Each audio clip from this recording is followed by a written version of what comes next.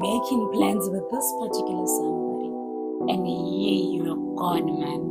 You were really gone. But is it sharp cap? What do you do?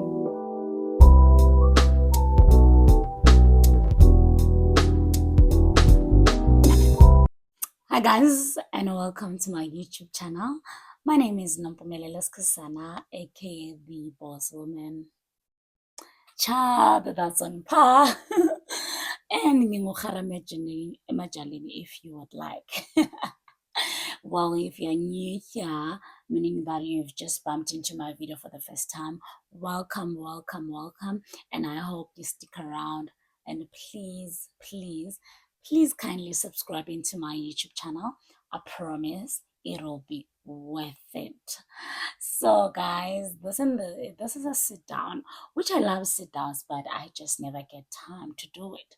Anyway, before I go through all the ways I've mentioned, if it's your first time here, please kindly subscribe into my YouTube channel, Ngabawa, and I would appreciate it.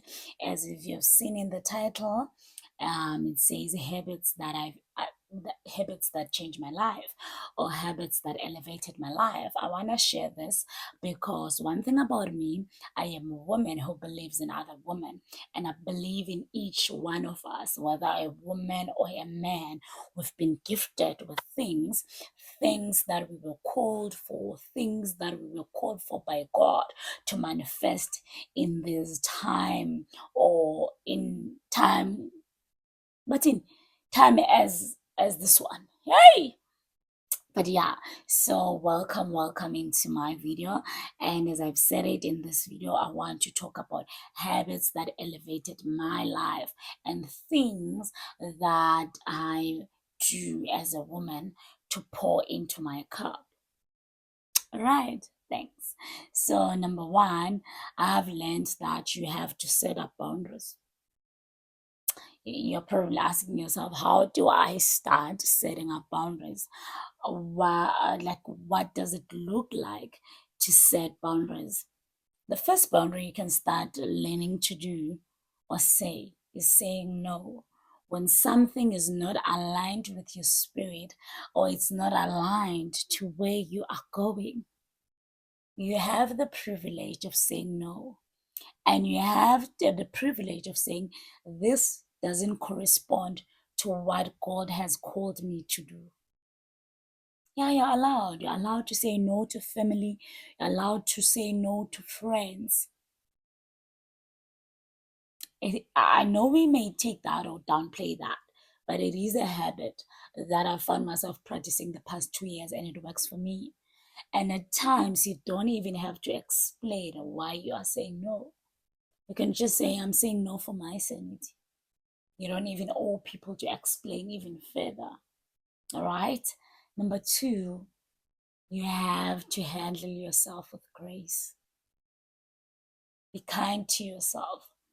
The moment you are kind to yourself, it's easy for you to be kind to other people. It's easy for you to be kind to your neighbor, to your friends, to your colleague. Be kind to yourself. You're doing this for the first time. You've never been here before. So stop being hard on yourself. Stop always, and always criticizing yourself. You're doing this life thing for the first time. And of course, you are going to make bummer here and there. Be kind to yourself. Actually, at this point, I'm getting this inspiration with Onozi Ponchangas. I saw a snippet, I think from Engineer Your Life, where she was talking about sometime life does turn a different direction, a direction that we never anticipated, a direction now bongayiboni is. Or ibisiza yathini yathi sharp curve. It happens, it's life. So it's really okay to allow certain seasons in your life ukuthi zenzeke. It's really okay. It's really okay to face a rejection from family, from parents, from relationships, where you were making plans with this particular somebody, And yeah, you were gone, man. You were really gone. But isn't it sharp curve? What do you do? Unfortunately, you have to reroute and start building again. So, what I'm saying with point number two, I'm saying it is okay for things not to go through your way. It's really okay, but be kind to yourself. Number three, take care of your health. Take care of your health. The first thing to do with taking care of your health, watch what you eat. Actually, guys, let me ask you, do you know your blood group?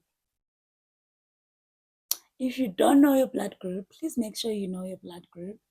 It makes a lot of difference in how you show up for your body. For example, I'm blood group A, so I eat food that blood group A favors.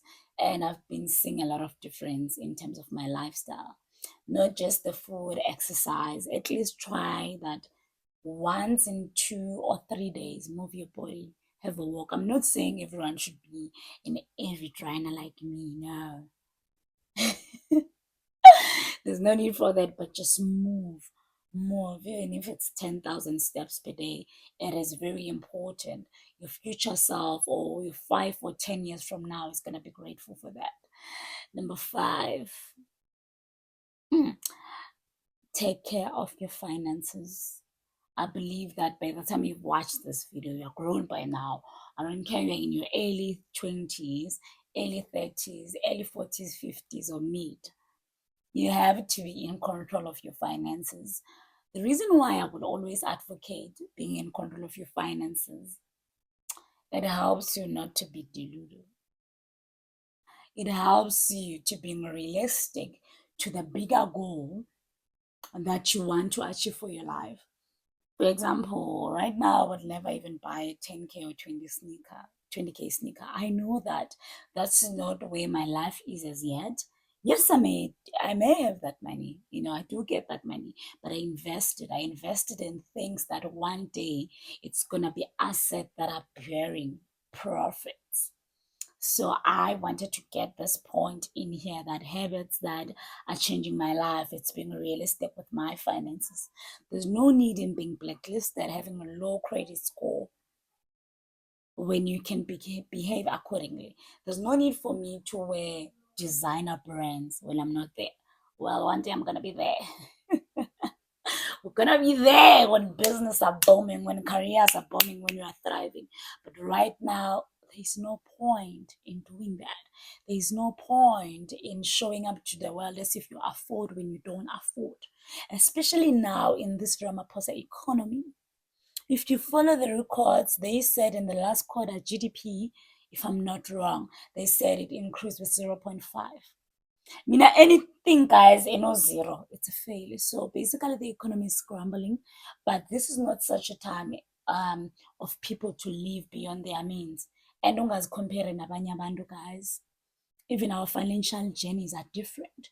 You know your needs, you know where you're trying to go, you know the business that you're saving for, and you know isimo sakho. Ayikho into emhlabeni edlula ukwazi isimo sakho, especially as a young woman, because I'm passionate about young women. As a young woman, ayikho into edlula ukwazi isimo sakho. There's no need into going to debt or buy something that you know that you don't afford. I mean, what's the rush? Is it social media pressure because you see people unboxing, designer, and now you feel like that? Nothing wrong with that, but know time and seasons in your life.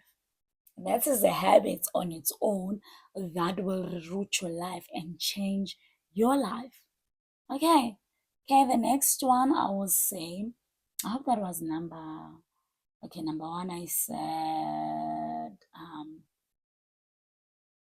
have boundaries, be able to say no, and eat healthy, take care of yourself, take care of your monies. Okay, number four, I would say that it is very important to stick to the business of the day, basically stick to discipline. And I love what I've been reading lately, that discipline It's when the excitement is gone and you are just left with um, the objective that you need to fulfill as a person, and showing up as a person even when you feel like it. That's where discipline kicks in. Basically, discipline, it is a commitment. I don't know what's your commitment right now. For me, it's school, it's work, it's elevating my careers, it's me investing into my future. So I do those things even when I don't feel like. I put money in those investment accounts even when I don't feel like, because I feel like there is no room for negotiation when we choose to be intentional with discipline.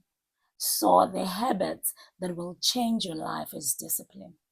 It sounds cliche or underrated, but once you get your discipline right, you will see your life changing. Okay, the last one, because I didn't want this YouTube video to be long. The last one, which is number 5, I want to say that just start. I know there are things that you want to start. You want to start a YouTube channel, start. You want to start that business, start. You want to open that organization, start. What are you waiting for? I'm writing that as a habit, but it's not necessarily a habit. But I feel like it is very important for many of us to remind ourselves that we have to start. Not with pressure that you have to start crumbling. You have to start with 2 subscribers. You have to start with only one reading your things, your blogs, with only one client that respects and pays you for the services that you offer for your business. I know many of us will want to only launch when we say sold out, when we say 1 million people have bought. But unfortunately, life doesn't always have to go like that. Okay, I think I will have a bonus point. My bonus point is you have to have a schedule every week for your life. You might be sitting there and say, Lelo, my life is not even interesting. What do you mean I have to have a habit? In my previous video, if you watch more videos, you will know that I speak about weekly planners. Our greatest miracles and breakthroughs, they come in the small habits. Yay! The small habits that we commit ourselves into weekly. So I want to say, start trembling. Start your voice saying, hi guys, please subscribe in my YouTube channel. Starting you saying something in that meeting. Start. You know what's the biggest hypocrisy? Well, I'm going to drag you if you haven't started yet. The biggest hypocrisy, people think that you have to start with the best lighting, best videos, best sound, best accent, best sales. You want to say, while my business is making 1 million. But all I'm saying, you have to start. God and the universe and all the powers, the Holy Spirit are waiting for you to take that one step. And as you step and as you take your first step, be gentle with yourself. Going back to my point number 1. And number 2, you have to be gentle with yourself.